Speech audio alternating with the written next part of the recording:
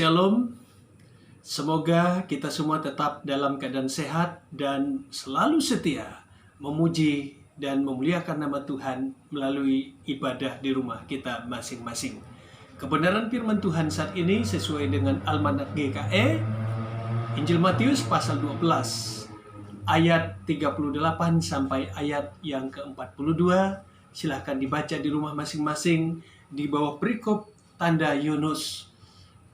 Bapak, Ibu, Saudara-saudariku yang dikasihi Tuhan, memiliki prinsip untuk tidak mudah dan tidak gampang percaya kepada orang lain atau kepada siapapun. Memang ada sisi baik, tetapi juga ada sisi buruknya. Sisi baiknya adalah kita tidak mudah tertipu. Kita tidak gampang menjadi korban penipuan orang lain, karena kita terlalu mudah mempercayainya. Tetapi sisi buruknya adalah kita juga bisa kehilangan kesempatan yang berharga manakala kita tidak mempercayai orang lain, tetapi orang itu sesungguhnya dapat dipercayai dan dapat kita andalkan. Karenanya Bapak, Ibu, Saudara-saudariku yang dikasihi Tuhan, sangat wajar, sangat lumrah untuk percaya, yakin kepada orang lain itu butuh waktu, butuh proses, terlebih butuh bukti dan tanda-tanda. Begitu juga dengan orang-orang Farisi, ahli-ahli Taurat dalam pembacaan kita. Mereka menuntut bukti dan tanda dari Yesus. Apakah Yesus sungguh-sungguh Mesias? Apakah Yesus sungguh-sungguh anak Allah? Tetapi persoalannya adalah, bukankah tanda-tanda itu sudah sering kali Yesus perlihatkan? Yesus menyembuhkan orang sakit, berbagai macam penyakit Ia sembuhkan. Yesus mengusir roh setan, roh jahat, semuanya Yesus bebaskan. Yesus membangkitkan orang mati, yaitu Lazarus. Apa kurang dari itu semua? Itu semua adalah tanda-tanda yang sejatinya menjadi alasan yang sangat kuat untuk siapapun percaya dan mengikuti Yesus. Namun ternyata orang-orang Farisi dan ahli Taurat, mereka masih menuntut tanda lagi dari Yesus. Dan kepadanya Yesus berkata, kepada angkatan yang jahat dan tidak setia ini tidak akan diberikan tanda, kecuali tanda Nabi Yunus. Menarik Bapak, Ibu, Saudara-saudariku yang dikasihi Tuhan. Yesus menghubungkan pertanyaan orang Farisi dan ahli Taurat yang selalu menuntut tanda dari Yesus. Tetapi Yesus arahkan mereka kepada Nabi Yunus. Dan orang Farisi, ahli Taurat, orang-orang Israel sangat percaya akan peristiwa yang dialami oleh Nabi Yunus. Yunus berada di perut ikan selama 3 hari 3 malam. Setelah itu ia keluar dari perut ikan, langsung memberitakan firman penghakiman kepada kota Niniwe yang sangat berdosa pada saat itu. Dan yang menarik adalah berkat orang-orang Niniwe mendengar dan mau percaya akan firman penghukuman yang disampaikan oleh Yunus, dan itu membuat mereka bertobat. Pertobatan Niniwe menyelamatkan kota Niniwe dari penghukuman Tuhan.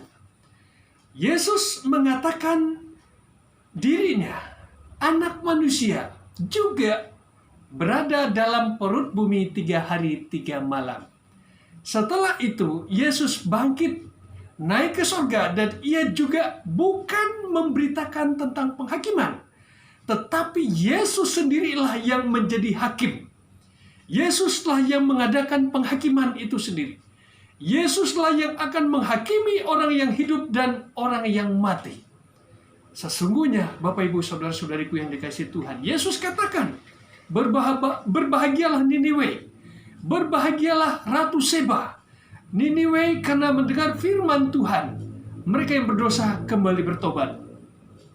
Ratu Seba dari negeri selatan, ia sangat ingin mendengar hikmat Salomo. Ia rela datang ke istana Salomo hanya untuk mendengar hikmat Salomo. Itu berarti ia juga ingin bagaimana hidupnya sesuai dengan Allah yang disembah oleh Salomo.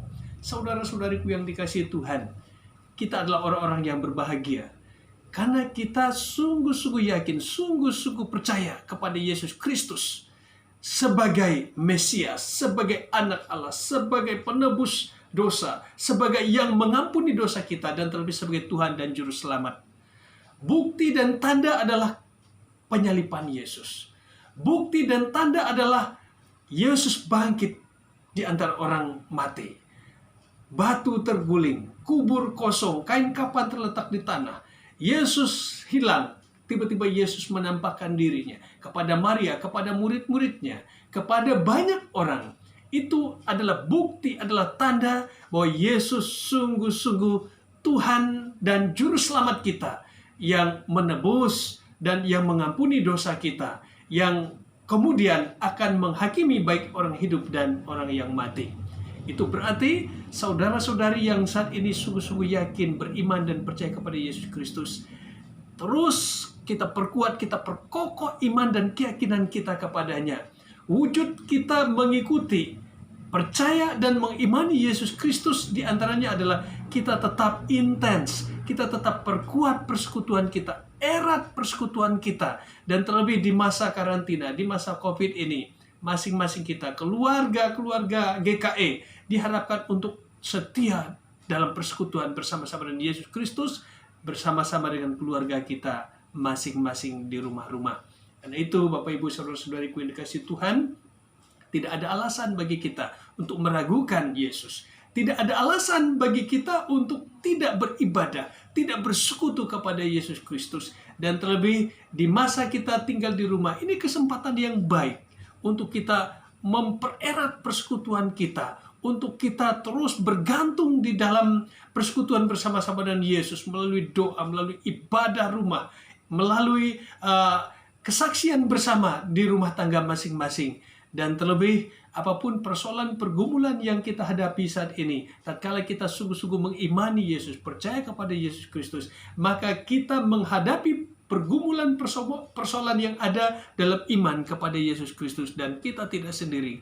Yesus bersama-sama dengan kita. Yesus akan memberi kita kekuatan, kemampuan, memberi kita tetap damai, tetap teduh, tetap merasa optimis dan memiliki pengharapan meskipun di tengah-tengah suasana yang mungkin bagi dunia sangat menakutkan. Bagi orang lain ketidakpastian, tidak ada harapan, tetapi bagi orang yang hidup di dalam Tuhan, yang sungguh-sungguh mempercayakan imannya sungguh-sungguh kepada Yesus Kristus, kita selalu bisa tetap optimis, bahkan bersyukur dalam segala hal.